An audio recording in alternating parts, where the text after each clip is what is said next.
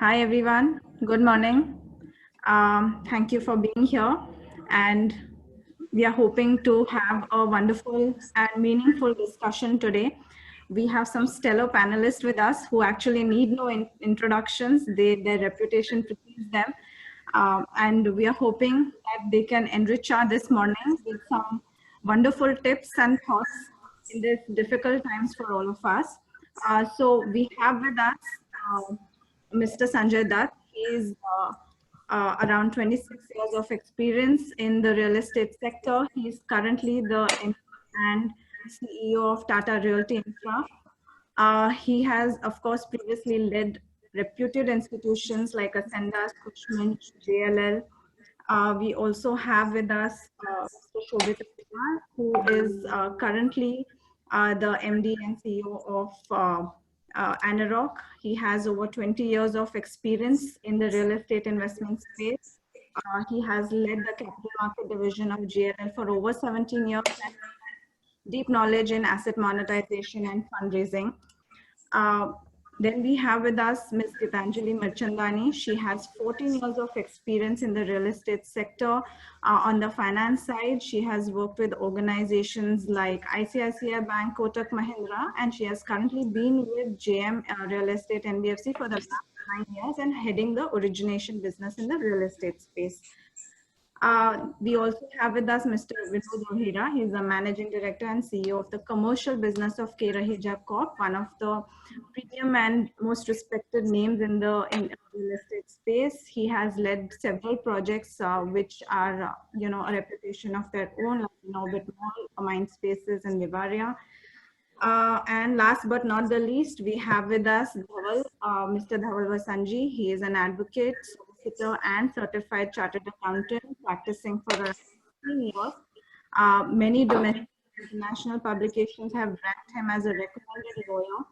He is the well-known name and go-to name in the real estate space, but he also practices various areas like litigation, dispute resolution, EPC, tax, corporate advisory, etc. So welcome everybody. Good morning. Morning.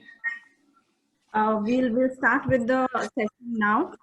Just as a background, we all know what this current situation is. We have a situation where people are stuck at home. The government has imposed a lockdown. There are several measures which the government has tried to take, including RBI has tried to give a moratorium to borrowers. They have already suo moto declared a force majeure event having occurred under the Maharera provisions. The tenants have filed suits for failure to pay rent. Courts have interpreted it certain way. Courts have even interpreted sale and enforcement of assets by the lenders. So, I mean, we are all aware of what's all going on. Let's all pick our thoughts and, get some answers to some of the questions which have been troubling everybody in these times. So, Vinod, could you just briefly tell us what is your assessment of the real estate market in general, and do you think this is comparable to any other previous slump that we've seen? So this is not really a slump, so to speak. This is something that is surprised or hit us across the globe uniformly. This is the first thing that has happened where it's not selected any particular capital stack. It just impacts everyone across the board without distinguishing anything. So having said that, we are in a period where I say we're flying in complete thick fog. We don't have the landing gear. You have to just pray that you might land on wheels on the tarmac whenever the fog clears out.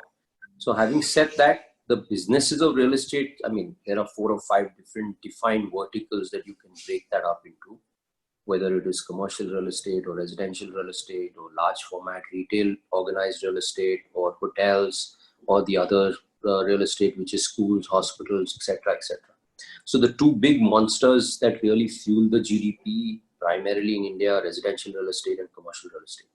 Whether it's construction labor, whether it is services, jobs, occupancy, housing, taxes for the government and revenue for the government, that's a very big sector. So residential, as we are all aware, and it's like a dead beaten duck. The residential business has been hit by one meteorite after another from demonetization to RERA to GST, etc., etc. So, I mean, they're so seasoned now that they can, I think, come out of any slump.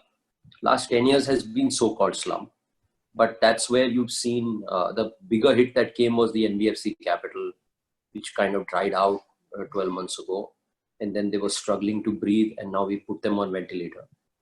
But this same thing happened in 2009, and we realized, we thought most developers are in the ICU, and the next 6 months you saw them run a marathon. So you really don't know where we're going to emerge out of this.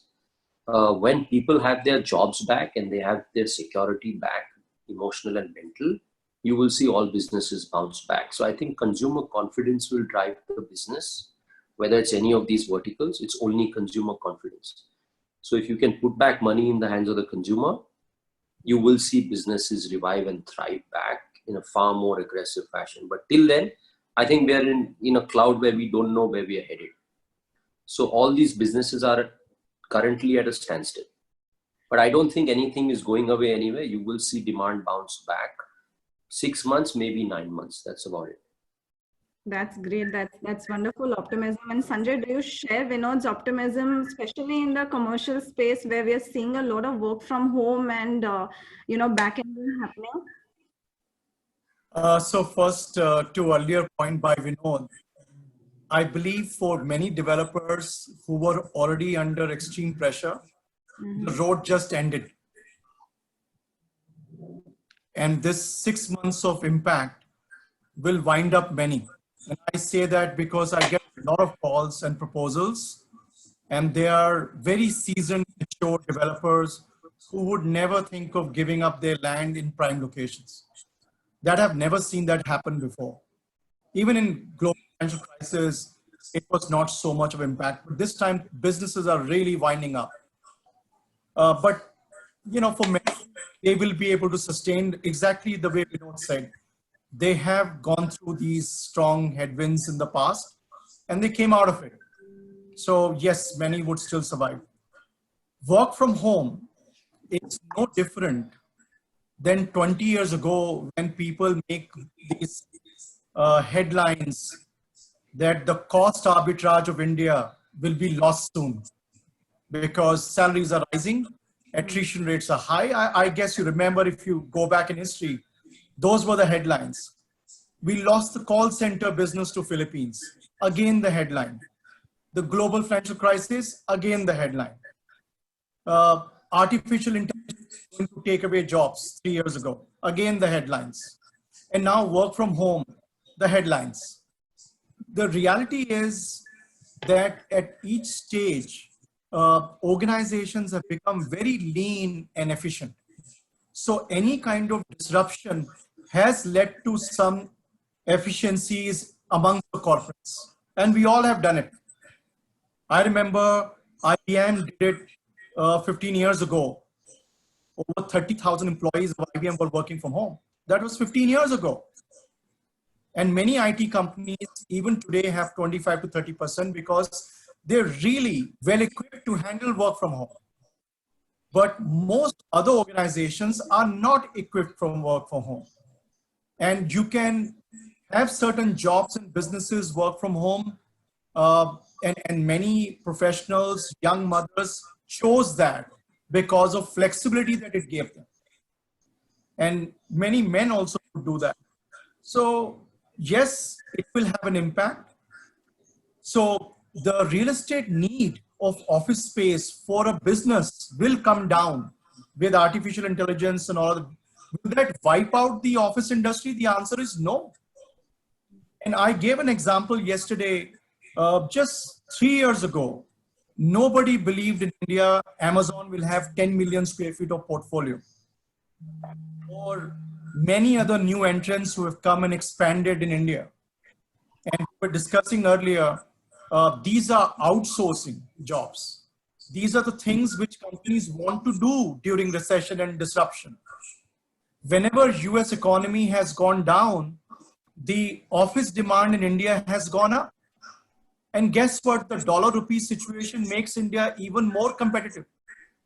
And we discussed on many occasions in the past that most IT companies in India have enjoyed $1 per square feet per month for last 20 years. Now at a rupee level, I may have benefited.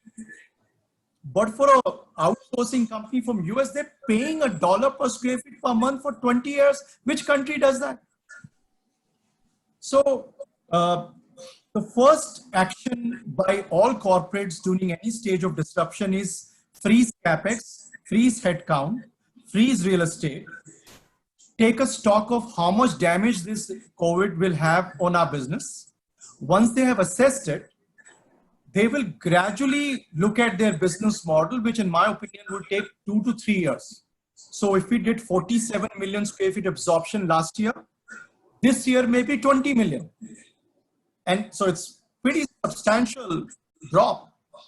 But unlike residential where there is excessive supply, in commercial, there is no excessive supply. So developers are okay. In fact, if some of the tenants were to leave who were paying low rent, I may be able to lease at a higher rent today. I would give them 5 rupees per square feet as an incentive to walk out of my park. So I can give it a 35 rupees gain. So it's that kind of situation in many places. And it is also possible that after 6 months, some companies may wind up, file for Chapter 11. But there is enough traction overall, I believe, thanks to the less vacancy in office space market. So I think, like Vinod said, we'll take a stock of how things are, and our answers may change, every quarter. And the longer it gets, the serious the matter becomes. I believe the sentiments will return in 1 year, but the balance sheet will take 3 to 4 years to conclude.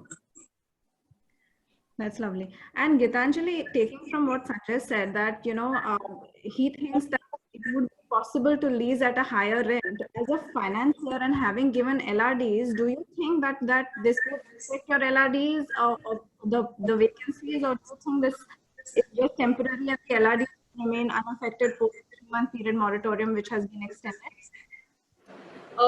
So the moratorium is one part of it, obviously, where it's as of now it's only been for a period of 3 months, and we get time to see whether the extension happens. As far as the LRD portfolio is concerned, I have seen a significant amount of that book because it's sitting with public sector banks today. Because after the INFS crisis, most of the NBFCs which had rebuilt a sizable amount of book in the LRD space had sold that down to public sector banks. And for some reason, we've always had a contrarian view about LRDs because they were extremely aggressive. It was an extremely aggressive product with very, very fine pricing, with people having very limited security covers when they were going ahead and doing that. And I think that risk was, to begin with, mispriced. Today, I think people are feeling the impact of that. Today, as an NBFC, when we go out to lend, a lot of people are asking us questions whether you'll have LRD portfolios, right? Because people are concerned about LRD portfolios, whether people will be able to continue to service, whether there will be vacancy risk, because the margins of underwriting have been so limited that any negotiation of downward rentals, any vacancy risk to about 10 to 15% can somewhere really wipe out the covers and the buffers which people would have built in, for servicing of the EMIs. Having said that, as of now, the larger, we have had some large commercial players on our portfolio from Bangalore, Hyderabad. In Mumbai, what we hear is the commercial space has not been affected as much from rental collection perspective. The numbers have been more than 95% in most cases. Vis-a-vis maybe retail, where the numbers are not as heartening, the numbers are very low, the collections have been low. Also, the larger space of real estate developers, the larger developers who have had commercial property, I think because the demand supply in the last 5 years in most geographies, the supply has been very restricted, the demand has always been higher than supply.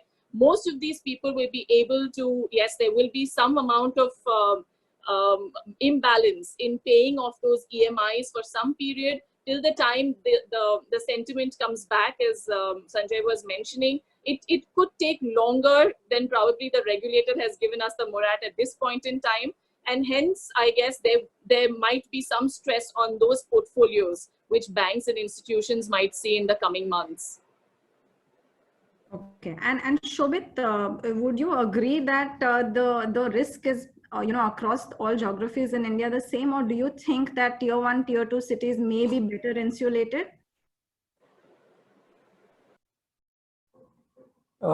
Interesting question you ask. I think we've all been so focused on tier 1 city, and the pain and bruises are so deep that at the moment nobody is looking at tier 2, simply because they're much smaller size markets, not that much leverage, not that competitive.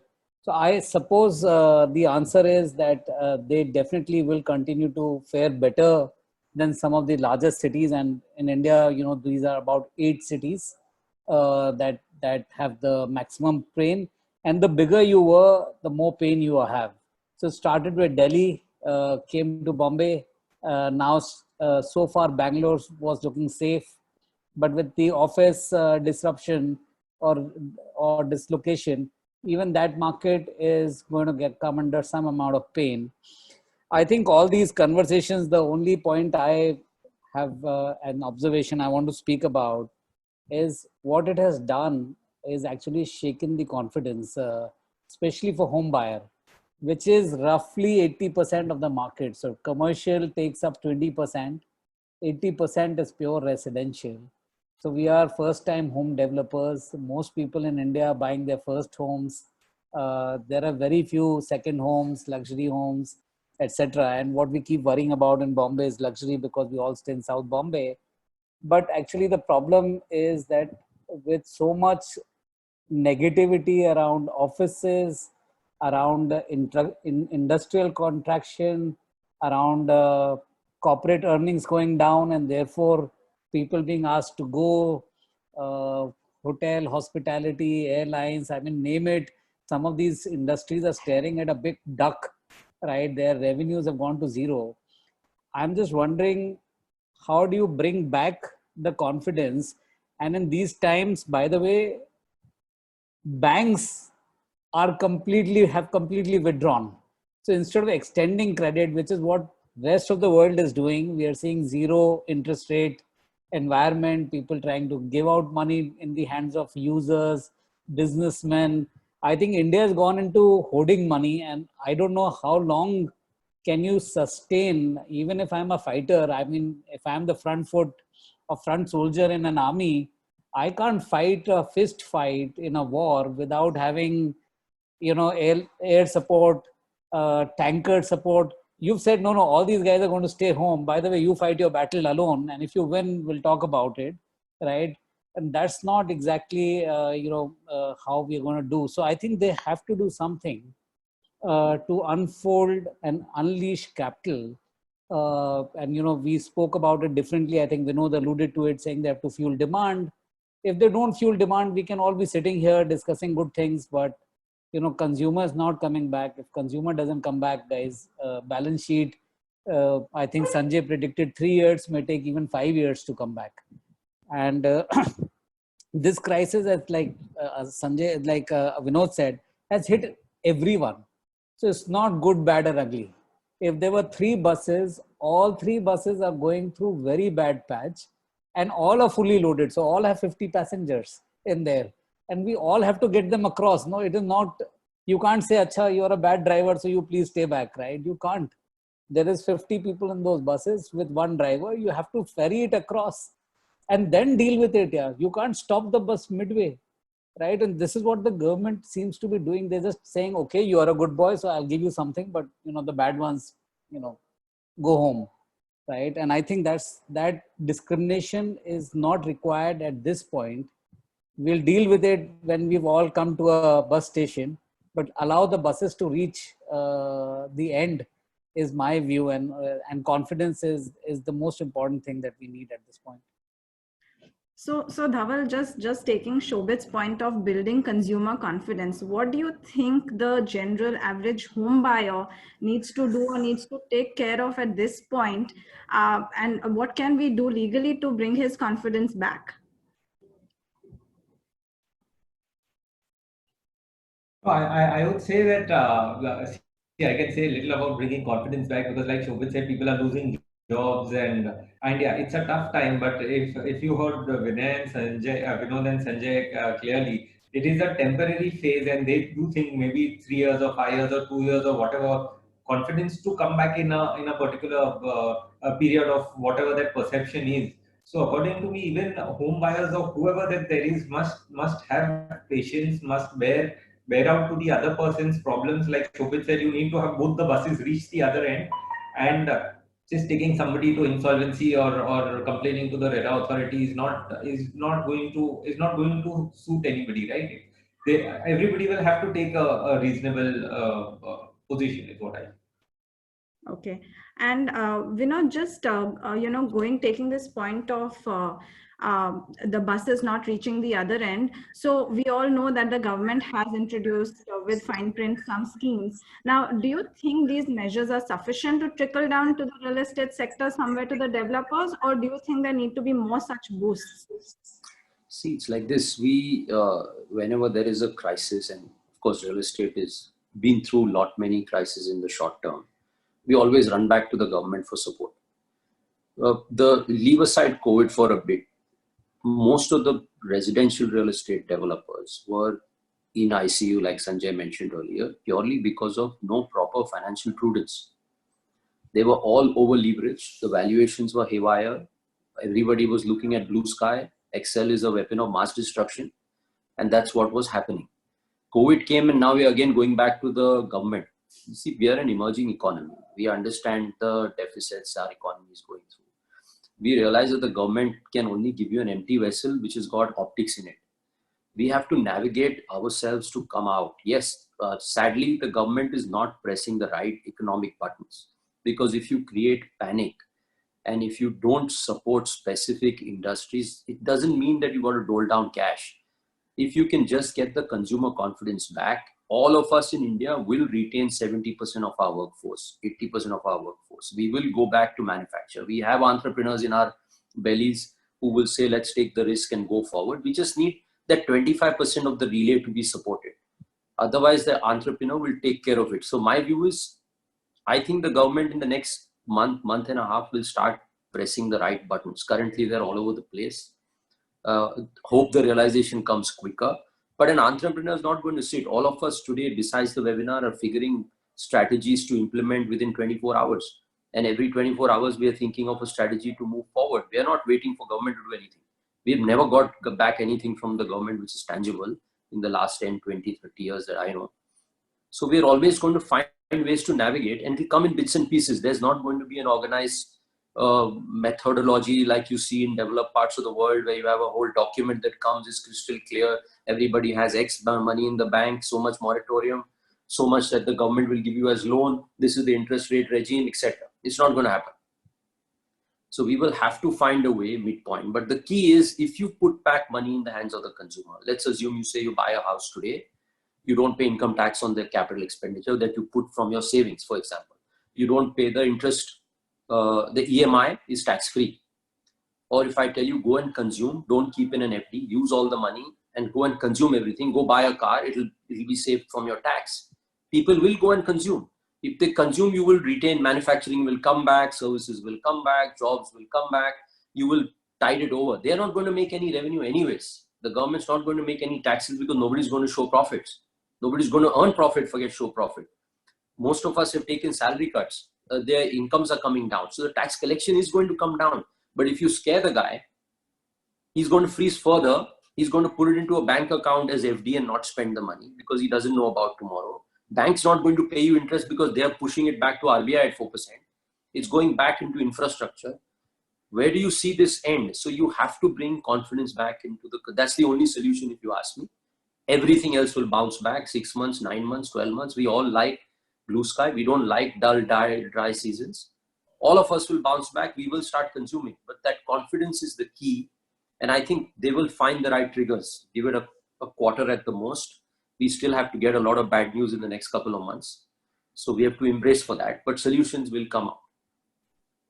And Gitanjali, as a creditor, the government has recently announced that COVID debts cannot be, you can't take insolvency proceedings in respect of that COVID debts.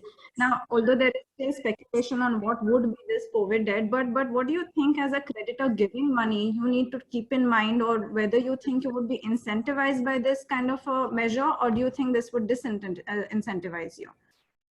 See, let's just take a step back. I mean, apart from this COVID debt and not having insolvency as a measure to recover money at this point in time, I think in general, like even Vinod was mentioning, because the sentiment everywhere, okay, is not so great at this point in time, starting from the consumer, including the banker, right? I think the confidence of the biggest problem we all are facing today is, though we are all sitting on liquidity, the transmission of credit isn't happening. Nobody seems confident enough today to lend money to anybody else. Everyone wants to build cash buffers. Everyone wants to ensure that the debt for the next 1.5 years has been taken care of, because nobody is certain. So none of us like this idea of uncertainty, which we are all facing at this point in time, because we don't know what the impact of this is going to be. We don't know how long this situation is going to last. So we are all kind of sitting here talking, maybe shooting in the dark. We might say 3 years, we might say 5 years. If you may have a vaccine coming in a year, things might look different.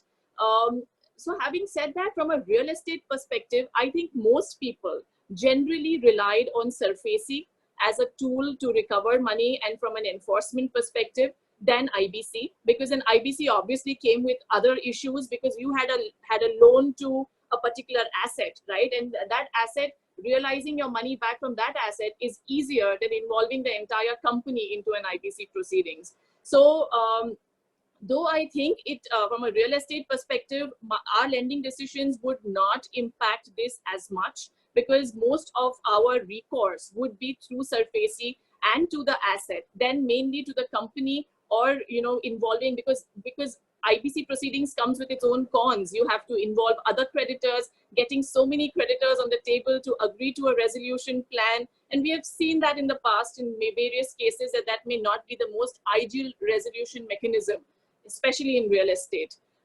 So I think this would not impact our lending decision on a real estate side as much. But yes, I mean, this could have an impact on, in one hand, I've been hearing some bankers say that, you're not allowing one-time restructuring to come in most other sectors like manufacturing, etc. Plus, you say that if you give any new debt right now, which is supposedly COVID debt, you can't take them to IBC, so I don't have recourse. So for them, yes, there would be an impact on lending decisions, but the definitions of all of this, the fine print of what COVID debt actually tantamounts to, will be important, I think, for most of us to make that distinction. Sanjay, you have also been involved in advising certain funds like Swami Fund, etc. Would you think that although the fund was set up as a last mile funding, and there have been certain provisions in the IBC given to protect those funds, do you think those funds also need, or in general the market also needs, a further impetus by maybe amending the SARFAESI or the RERA provisions and giving some teeth to the creditors? Yes, and I think they have been given some, but the NBFCs were reluctant to actually allow them to be senior, and therefore, I mean, they were in kind of denial for some reason. While there was no money to complete the project, and distress funds are coming forward to help the projects be completed, and there was a very thin, I think 1.2x cover or 1.3 in most cases, which even now with COVID situation, I think even that is gone. So it's a very tight situation there. They should get, but right now I'm a bit worried that it's not just the time that it takes to reform, the time it takes to do the due diligence and distribute money. By the time it reaches, it will be too little and too late.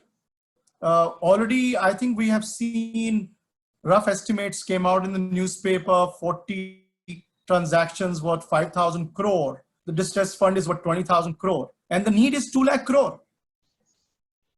So it's not going to help. That's why I believe Road for Many actually will not. And to earlier question and reflection on Gitanjali on a lighter note, I think NBFCs or lending institution, as long as they're making good spread, they will always lend to real estate. And last 25 years in 4 property cycle, they've demonstrated that consistently.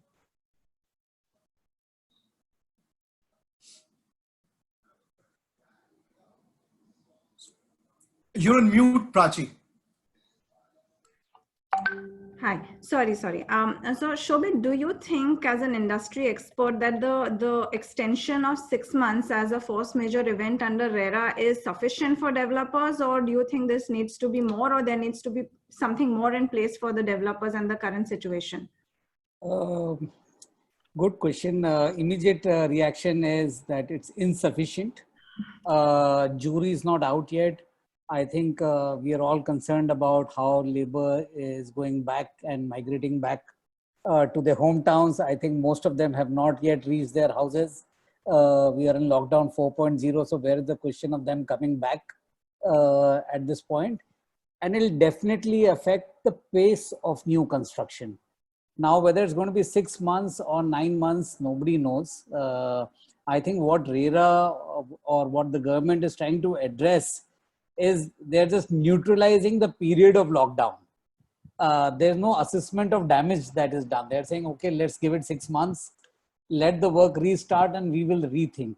There is everybody talking about this, saying work has restarted. I've spoken to a lot of developers. I think they've restarted for very limited purpose, at least in Maharashtra, saying monsoon related work or preparation for monsoon. It is not as if the work has started fully. And second, we spoke, which most people are not speaking about, is construction is sequential, right? So there is battery of laborers that come and does different things, skilled versus unskilled. So you have to do a laying of electrical works that happens within the walls, and then plastering, then something else. And by the way, the guy who lays the electrical wire is gone. What do I do with the guy who does brick lining and cements and paint? He's saying, I can't do all of this. So the sequence has completely broken, right? And the logistics is gone. So I'm assuming that to fix all of this is going to take much more than 6 months. 6 months will only be required for planning. And my guess is SOS work. So in fact, somebody even on the chat asked, saying, what is the effect? My guess is that it's going to slow down. It's true even for offices where interior work was going on. That means lease signed, you are in the rent-free period, but the poor guy has no labor or no approvals to start his interiors. How will he start paying you rent, right? So to that extent, there is going to be, pushback of revenues, at least 6 months, but that's just the starting line, I suppose, is the short answer. And Vinod, given that, Shobit's outlook is that 6 months is much too less, do you think that under RERA and under IBC, these projects can be taken away and given to third-party developers? Do you think there needs to be some sort of policy framework protecting developers from this kind of a situation where they're delayed for no fault of their, other than the 6 months which has already been put in place? So policy framework for protecting developers is a bad word in India. Policy framework is always for protecting the consumer, which is why RERA came into being.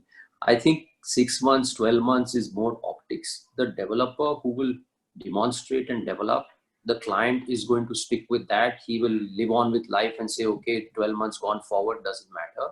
We will also pay you slowly, and they will reach a midpoint. The scary part of RERA is I, as a consumer, can exit if there's a delay by saying, give me 11% interest and I'm walking away. It was not necessarily because the developer has delayed. He has a jail-free card to walk away. That needs to be looked at very carefully, because what Sanjay was saying will certainly happen far faster if that starts beginning to happen. If people panic and they say, just like how they go and collect their FDs from a branch when one newspaper article comes that a bank is tight, Similarly, if all those consumers go there and say, boss, I need my money back at 11%, what's he going to do? He's going to file for bankruptcy. You'll never get your money back. You'll never get the house back. After 3, 4, 5 years, new regime will come and there's mass destruction of value. Those are the things that need to be addressed. These are the softer elements where the confidence building is needed. 6 months or 12 months, in my view, is not really relevant. When the labor comes back, like Shobhit said, they're right now too scared. They've become, humility is gone for a toss. This self-confidence has gone for a toss. The labor doesn't want free food. He wants to feel good about himself that he's working. We had enough and more labor on all our sides. We have kept on psychologically encouraging them that, look, you're not in a bad situation. We're paying you, we're feeding you, but they are morally down. They will run away to their villages and say, when COVID goes, I'll go back. So if labor doesn't come back, how will you construct? How much can you retain? In the short term, cost of construction will go up. Material supply, logistics will be restrained. All of those things are going to impact cost. The developer is going to wait and watch. He's not going to pay double or triple for something that he's going to lose money over. So these are challenges you got to navigate. The government has to be practical. They can't take a stand, unfortunately, for the developer or for the consumer. The DCs in each of these areas will have to handhold project after project, make certain announcements. Sadly, we make notifications 3 times in the day and each of these are contradictory. That doesn't leave a good sign with the consumer, but we'll have to find a midpoint here. Otherwise, the guy who's genuinely wanting to develop also will start defaulting. Leave alone the guys who can't. Right. And that's interesting to raise that point. Dhaval, do you agree that the RBI policy, which is extending moratorium to borrowers, should be extended even to willful defaulters or habitual defaulters, or is that actually only for, a borrower who has been otherwise good to service his debt? So one thing I would like to say that the RBI, by giving the moratorium and the RERA authority by extending timelines, at least for the time being, one thing that they have done at the legal level is that they have stopped a lot of litigation from going forward, and that's a big relief to a lot of people. So had they not done this, the quantum of litigation would have just gone overboard. But obviously, this cannot be used by a person. So we've had a few cases where a person has been defaulting over the last 6-8 months. It's got nothing to do with COVID. His project is never going to take off. He siphoned money off. And yes, I don't think the RBI policy would really give that guy the benefit. But yeah, I think it would extend to even a guy in NPA, so long as he has good intent and that project looks promising enough to complete. That's what I think. So while it's great that the government has been proactive in putting these measures forward, Gitanjali, do you think there have also been cases where courts have gone a step further and kind of stepped on the shoes of the lender and said that, I'm sorry, while you may not want to extend moratorium to this guy, I am not allowing you to enforce the pledge or take enforcement action on the security. So do you think something like that, the courts are overreaching and creating some sort of a systemic risk for the financial institutions? Yeah, I mean, Prachi, I don't think it's only the courts, right? RBI themselves, though I think when they came up with a policy, it was very clear that it's at the discretion of the lender whether the moratorium is supposed to be extended or not to a particular borrower. Eventually, there were multiple communications from the regulator, which made it very clear to us that we don't have a choice in the matter, right? They had asked us to make resolution teams, that if there is ever a complaint against a particular institution because a moratorium is not extended to somebody, there could be strict action against that institution. So I don't think we had the choice to do so, at least for the standard accounts. And until the clarification came for the defaulters, like the question you just asked, Dhaval, with regards to the defaulters, I think NPAs, I think it was very clear, willful defaulters, there was no question of giving that relaxation. But there were cases where an account was an SMA 1 or an SMA 2 or an SMA 0, for example, and to expect that person to continue servicing the debt, whereas a person who's current has not been able to service the debt and given the benefit of the moratorium, also was not fair. So thankfully, the regulator came back and made a clarification in that respect, and which was very welcome by the financial industry, but those also came with its caveats. So I think the court stepping on, and saying that, in a situation like this, which is a force measure, I think that discretion should have been left to the financial institution, because we have seen a lot of people, because of the uncertainty, who have the cash to service even, when wanting to take the benefit of the moratorium, because they don't know how long this whole thing is going to last. Again, the uncertainty point, right? And they want to build the buffers and take the advantage of whatever has been given by the regulator at this point in time. So yes, I think whenever we went and asked them that, I don't think your project needs to get a moratorium because your cash flows have been regular. We've been able to see it. So to take that point to a conclusion with most of our borrowers, what we did, if the money did come into the escrows, right? If we are seeing cash flow coming into the escrows from projects, we did not allow that money to go out. We did appropriate that towards interest, so that, at no point in time when we are seeing cash flows, we are allowing the borrower to take advantage and still use that money, maybe in the project, but at the end of it, it's revenues for us, it's cash flows for us. We have debts to service as well. So I think that it should have been more to the discretion of the lender than a fact that, okay, you have to provide moratorium to whoever has asked for it. And, in a recent seminar, there was an interesting thought that was proposed that, disputes should be in fact resolved by commercial minded people rather than legal minded people. And so we have the benefit of the company of so many of you all. So Shobit, if you don't mind, am I asking you this? If you were an arbitrator in a dispute where the landlord was claiming money against a shopkeeper in a mall who's not been able to generate any cash flows, but is demanding payment of his rent regardless, how would you arbitrate that dispute for us?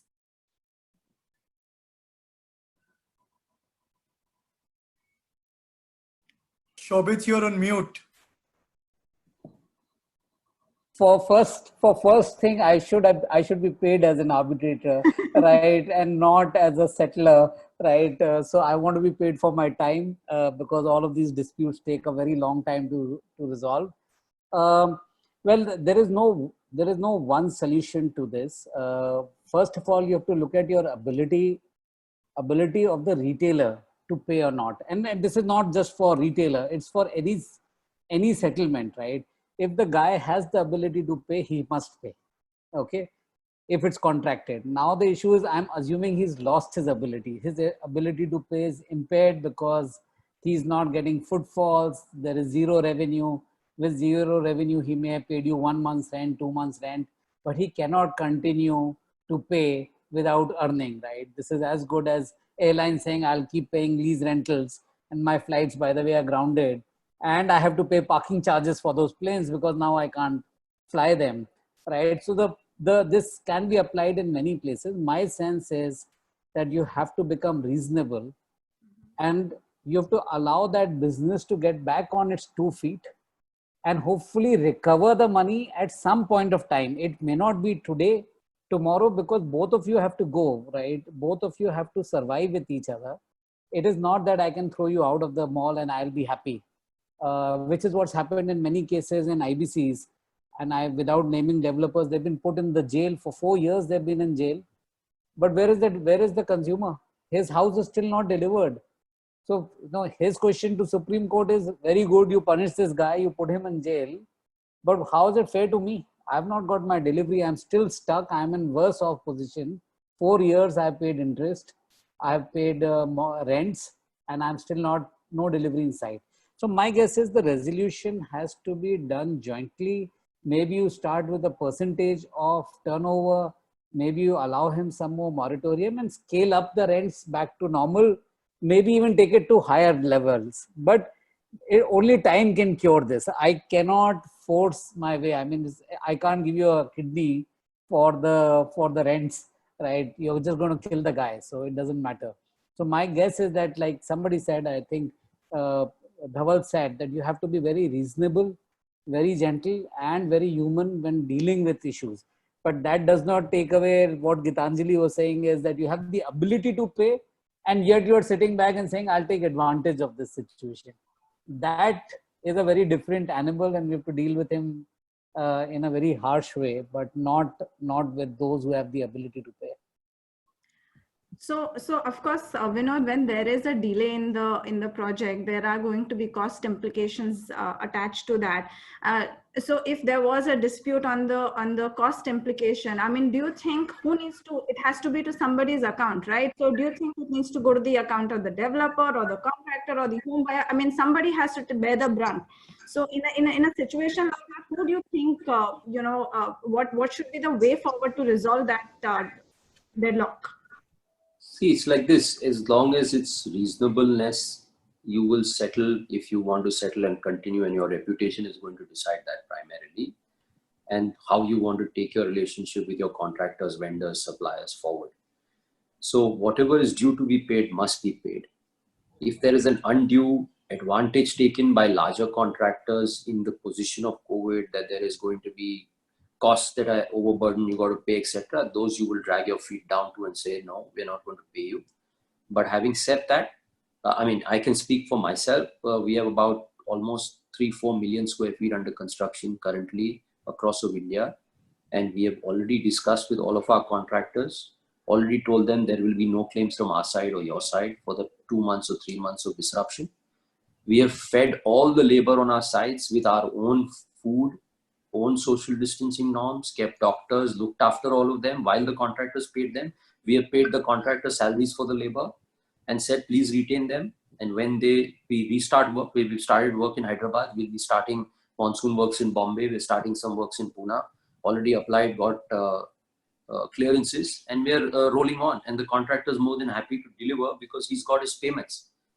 You might say I might take a couple of months longer to pay you, but you can't use this to your advantage to not pay.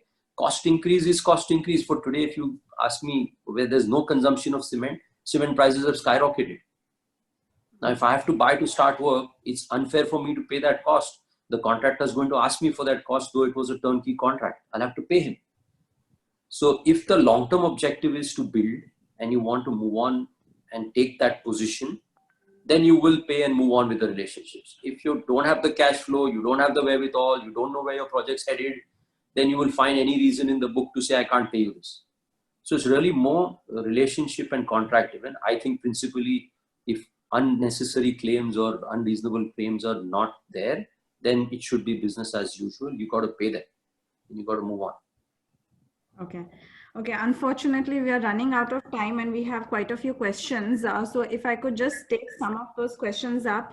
Gitanjali, maybe you can take this one. One of the questions is whether the government should take over projects which are going in a default situation. Do you think the government, as a creditor who also has taken some of these projects, do you think the government is the right person to take over these projects? Prachi, I think we've gone through this multiple times with, including the fund and the benefits which NBFCs and real estate has got from the government. I think we all get killed in the fine print, right? So I think it's always going to be very difficult to come up with a mechanism to get all the parties involved, whether the existing developer, the government, the policies around the government and the financial institution, and the stakeholders, or everybody to get on the same page. We are finding it difficult doing that between two private parties, right? We've been seeing so much consolidation happen trying to happen since the IL&FS crisis, and we have not seen much conclusion there, right? I mean, everybody would want their pound of flesh. So I don't think that is the best and the right solution for this. I think eventually the demand supply even in the residential space, where today it seems to be extremely skewed in terms of the supply being much higher, especially in the ultra luxury space, specifically in Mumbai. I think residential will eventually, because new launches will be limited, I think over a period of time, we will see this bottoming out from a demand supply perspective. We all need to actually look at dealing with the financial mess around these projects. Until that time, that this mess which is there around these projects are not resolved, which will include the developer as well as the financial institution to take a right call and move ahead. This whole so-called bubble or so-called cycle, I don't think will change. So we will need to work towards that, and that could be done only between developer and the financial institution. Lovely. And Sanjay, what do you think are the sunrise sectors? So we have a question from Mr. Nagarajan asking, what are the sunrise sectors in the current situation that may have an uptick in demand in the future? I believe after a little bit of slow start in office, warehousing and logistics is definitely one of the most promising segments in real estate. Now, 3 years ago, it was co-work and co-living. However, while co-living has gone up from 2 million square feet, Regis Business Center built it over 20 years in India, and it reached 14 million square feet last year. The global growth in co-work space has come down drastically and is now at just 3%. So I think it has taken a hit. Also, the business model has been questioned and many have suffered, including SoftBank, right? So I think the immediate would be office and warehousing and logistics. And over a period of time, gradually other segments will pick up. Okay. Dhaval, here's one for you from Mr. Shah. How should lessees approach developers who insist that there's no force majeure event, even though the lease agreement specifies otherwise? So what do you think there should be in terms of contractual interpretation where there are force majeures provided for? What do you think we need to look at? So see, if like everybody said, if we are not reasonable in what in what is being asked for, and I don't know what the facts of those cases maybe, but if we are not reasonable in what is being asked for, we can fight, and the fights in India will go on for centuries. I mean, it's not going to get over. You do a first appeal and a second appeal, and you go to the Supreme Court, and it's just going to go on and on. So I think the lessees will have to take a reasonable view. See, if they expect the developers to maintain certain office premises, if they expect them to run those office premises, if they are saying, look, we are back in 30 days, I don't think I can say, look, there's a force majeure for 30 days and then things come back. You then put an end to your rent. I agree, people may not be in a position to pay it, in which case you put an end. The developer will be reasonable in saying, all right, I understand you suffered, you're putting an end, I won't put penalties or I won't lock you in the lockdown period. But it's not it's not going to be a case where you say, all right, 3 months not coming to office, no rent for 3 months, 4th month rent start. Again, that no developer is going to accept that. That's not going to work. I have a view, Prachi, very quickly. Sure. We made a mistake not pointing out earlier in our discussion that there is a very large real estate portfolio of office which is with Fortune 500 companies in India. After 600 million square feet, 650 to be precise, 450 million square feet is grade A office. And there is a grade B and C, which is strata sold, small 5,000, 2,000 square feet offices scattered around in the city, leased to mediocre companies. I think that is the segment which is vulnerable to the litigations and rents not coming, etc., and even exposure of LRD, etc. But the rest of the portfolio of lease is absolutely insulated to a large extent. And there is one question from Miss Sareen. Vinod, if you could, just take this for us. Is ready-made residential property market going to fare better and do better in this work from home scenario? And I'd like to add to that, in fact, or whether you think people will look at moving out to maybe nearby areas and, look at a better working situation from home. So all residential real estate developers in India are very, very fast and adaptable and far more elastic now than they used to be. So if there's any kind of demand in any shape or form, they will create a product for it. I can guarantee you that. And it won't take 2 years, in 3 months, and 4 months, they'll have a solution for it. So whatever the consumer wants, the developer will do as long as there is a consumer.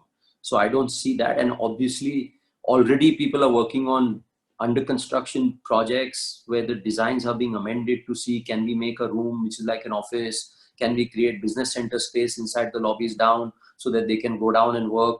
There's a whole lot of design changes already taking place for future of workplace at home. So people will adapt for sure. And I think, Shobit, the last one for you. So there is a question from Mr. Varun Kalsi that Haryana RERA and UP RERA have declined to refund home buyers even when there is substantial construction which has been completed, and instead have told them to wait for taking possession. So do you think, the question is, are the RERA authorities doing the balancing act?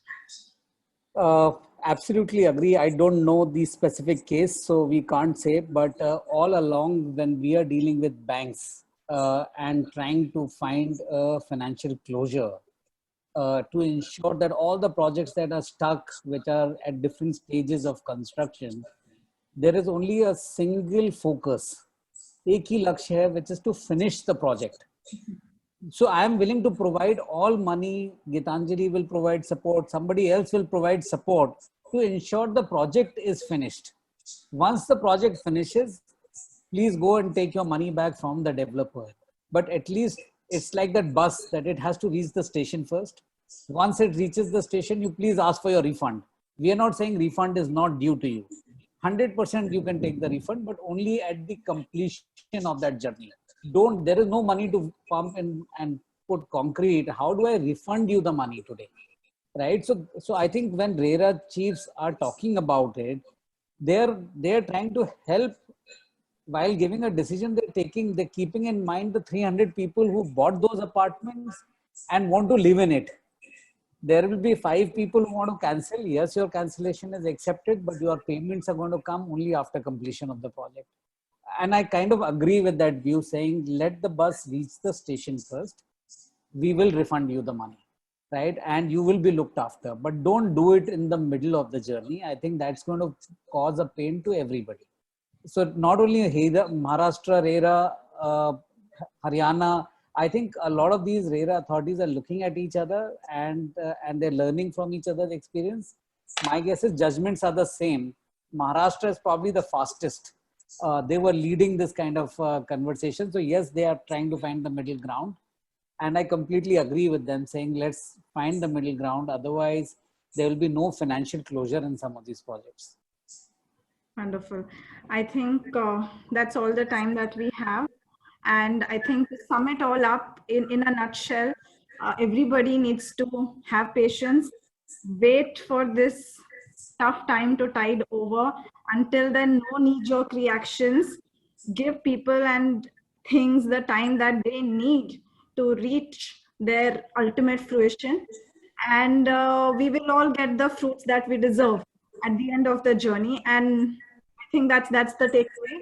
I'm thankful to all of you for having agreed to join us and given us all your thoughts this morning. It's been a wonderful discussion. Thank you everybody so much. Thank you very much. Thank you, everyone. Thank you. Thank And Bye. stay safe, guys. Thank you. Bye.